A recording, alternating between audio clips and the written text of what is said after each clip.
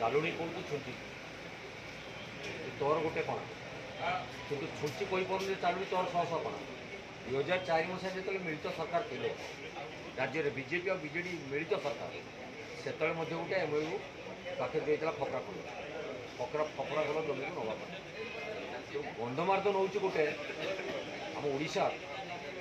ଐତିହ୍ୟ ପରମ୍ପରାର ମାଟି ଆମେ ଜୟ ଶ୍ରୀରାମ କହୁଛନ୍ତି କିନ୍ତୁ ଗନ୍ଧମାର୍ଦ୍ଦନ ପର୍ବତ କଥା ଉଠିଲେ ହନୁମାନଙ୍କ ନାଁ ବି ଉଠେ ତାଙ୍କୁ କେଉଁ ଅନ୍ୟ କମ୍ପାନୀକୁ ହସ୍ତାନ୍ତର କରିବା এটা କେତେ ଦୂର ଯୁକ୍ତିଯୁକ୍ତ କଥା ବର୍ତ୍ତମାନ ଯେତେବେଳେ ଦୋଷ ଆସିଯାଇଛି ସେତେବେଳେ ଦୋଷକୁ ନିଜ ମଥାରୁ ଖସାଇବା ପାଇଁ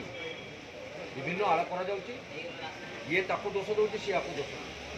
କିନ୍ତୁ ଦୋଷ ଦେଲେ ତ ଚଳିବ ନାହିଁ ବର୍ତ୍ତମାନ କିପରି ଗନ୍ଧମାର୍ଦ୍ଦନର ସୁରକ୍ଷା ହୋଇପାରିବ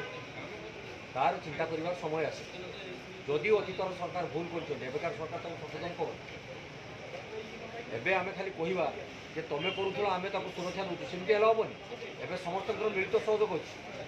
আজ দেখুন কেনিয়াঠারে যে চুক্তিনামা হয়েছিল আদানি তাকে ସେମାନେ ବିରୋଧ କରୁଛନ୍ତି ଏବଂ ତାକୁ ବାତିଲ କରାଯାଇଛି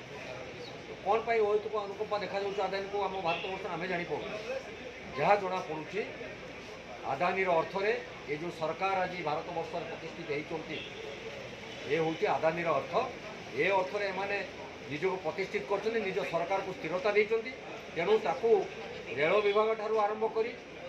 ବିମାନ ସେବା ବିଭିନ୍ନ ସରକାରୀକରଣକୁ ନେଇ ବେସରକାରୀକରଣ କରିବାରେ ସେମାନେ ନିୟୋଜିତ ଅଛନ୍ତି ତେଣୁ ସେଥିରୁ ଯଦି କ୍ଷାନ୍ତ ନ ରୁହନ୍ତି ଆଗାମୀ ଦିନରେ କଂଗ୍ରେସ ରାଜରାସ୍ତାକୁ ଓହ୍ଲାଇବ ଗନ୍ଧମାର୍ଦ୍ଦନ ସହିତ ଆଦାନୀକୁ ଯେଉଁ ଯେଉଁ କମ୍ପାନୀ ଏଠି ଠିକାଦାରୀ କରି ଦିଆଯାଇଛି ତାକୁ ମଧ୍ୟ ଆମେ ବିରୋଧ କରିବୁ ମୁଁ ଗୋଟେ ଛୋଟିଆ ଉଦାହରଣ ଦେବି ଯେ ଆମର ଚିରାଚରିତ କଥାରେ ପୂର୍ବତନ ମୁଖ୍ୟମନ୍ତ୍ରୀ ସ୍ୱର୍ଗତ ଜାନକୀ ବଲ୍ଲଭ ପଟ୍ଟନାୟକ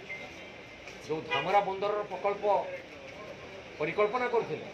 সেটা ধামরা বন্দরের নামিত আজ বি সমস্ত জানিলে ধামরা বন্দর কিন্তু দুঃখর বিষয় আজ সেটি আদানি বন্দর হয়ে যাই সেটি ধামরা না উঠিগলা যদি আদানি ধামরা পোর্ট লেখা হয়ে যাই তাহলে গোটে বাট হইতা যে ধামরা নামটা রহবা দরকার